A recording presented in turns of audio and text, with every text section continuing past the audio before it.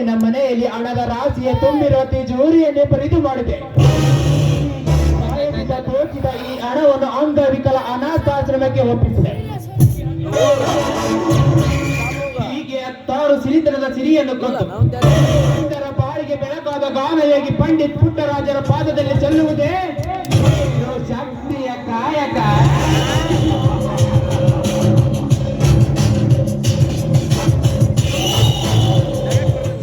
ಬಂದ ಮೇಲೆ ಈ ಊರಿನಲ್ಲಿ ನಾನೇ ಚಾಣಾಕ್ಷ ಚತುರ. ನನ್ನಾಗೆ ಅವನು ಯಾವನಿದ್ದಾನೆ?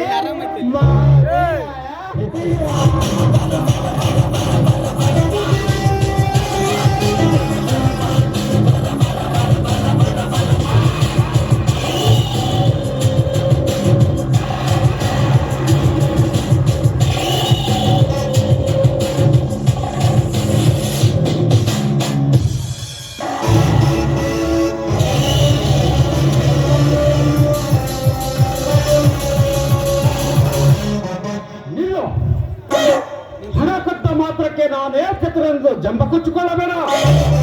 ನೀ ಕೊಟ್ಟನ ಬೇರೆ ಯಾರಾಗಲ್ಲ, ಅದು ನನ್ನದು. ಕಾಡಿನಲ್ಲಿ ಕಾಣುತ್ತಿರೋದು ನನ್ನ ಮನೆ. ಮನೆ ನಿನ್ನದಾದರೇನು, ನಿಮ್ಮಪ್ಪನದಾದರೇನು? ಕಳ್ಳನಿಗೆ ಮುಖ್ಯವಾಗಿ ಬೇಕಾಗಿರುವುದು ಮನೆ ಯಾರದು ಅಂತಲ್ಲ, ಮನೆ ಯಾರದಾದರೇನು, ಎಲ್ಲಿದ್ದರೇನು? ಹೀಗೆ ಶಕ್ತಿಗೆ ಕಲಿಯುವುದೊಂದೇ ಮುಖ್ಯ ಕಾಯಕ. ನೋಡು, ಹೇಳುವೆ ಒಂದು ನಿನಗಿದ್ದರೆ ನೀ ಕತ್ತನವನ್ನು ಕೊಟ್ಟು ನಿನ್ನ ಹೊರಟು ಹೋಗು. ಕತ್ತ ಹಣವನ್ನು ಕೊಟ್ಟು ಹೋಗಲು ಬಾಣದ ಅಂಗುದರೆಗೆ ಇರೋ ಶಕ್ತಿಯ ರೋಗಿಯ ಇಲ್ಲ. ಸುಮ್ಮನೆ ತಿನ್ನಂತಂದ್ರೆ ರಾಜನನ್ನು ಎದುರಾಕಿಕೊಳ್ಳಬೇಡ.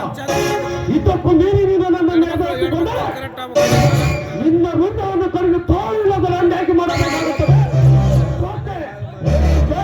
ಬೇಕುಮಾರ ತುಂಬ ನೋಡಲೇ ಈ ರೇಸನ ಆಯುಧವನ್ನು ಹೇಗೆ ಪರಪರ ಎತ್ತಿದೆ ಎಂದು, ಹೆಣ್ಣು ಹೇಗೆ ತನ್ನ ಕುಂಕುಮಕ್ಕೋಸ್ಕರ ಪರದಾಳುಗಳು, ಅದೇ ರೀತಿ ಈ ರೇಸನ ಆಯುಧ ನಿಮ್ಮಂತ ಸೋಳೆ ಬೇಲಕ್ಕೆ ಹೇಗೆ ಹತ್ತರುತ್ತಿದೆ ಎಂದು.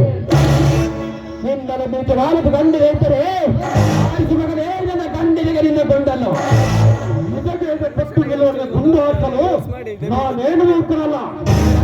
ಮೂರ್ಖನಿಂದ ಹೆಚ್ಚು ಹೊತ್ತು ನಿಲ್ಲಲು ನಾನೇ ಮೂರ್ಖನಲ್ಲ. ನೋಡು, ನಾನು ಸಾಮಾನ್ಯ ವ್ಯಕ್ತಿ ಅಲ್ಲ. ನನ್ನದೊಂದು ದೊಡ್ಡ ಬಿಸಿನೆಸ್ ಇದೆ. ಅದರಲ್ಲಿ ನೀನು ನನ್ನ ಕೈಯಲ್ಲಿ ಪೇಪರ್ ನಿನ್ನ ಕೈಗೆ ಸೇರುವುದು ತಿಂಗಳಿಗೆ 10,000. ನನಗೆ 10,000.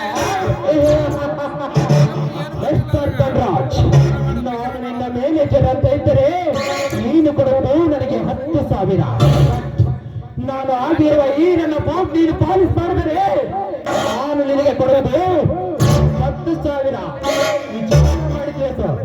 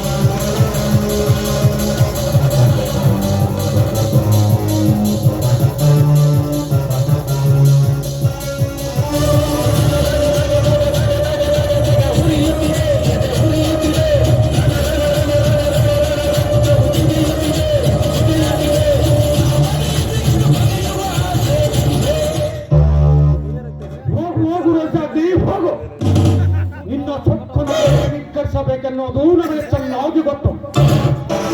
ಡಿಗ್ರಿ ಮುಗಿಸಿ ಕೈಯಲ್ಲಿ ಕೆಲಸವಿಲ್ಲದ ಬೀದಿ ಬೀದಿ ತಿರುಗುವ ತಿರುಗ ನಿನಗೇನು ಗೊತ್ತು? ಇದನ್ನು ಕಿಮ್ಮತ್ತು.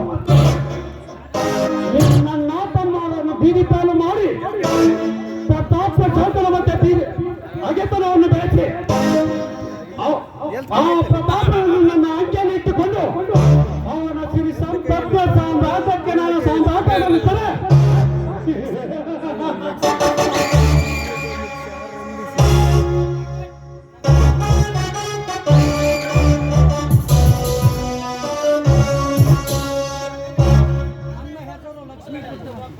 ಡಿಕ್ ಚೆಕ್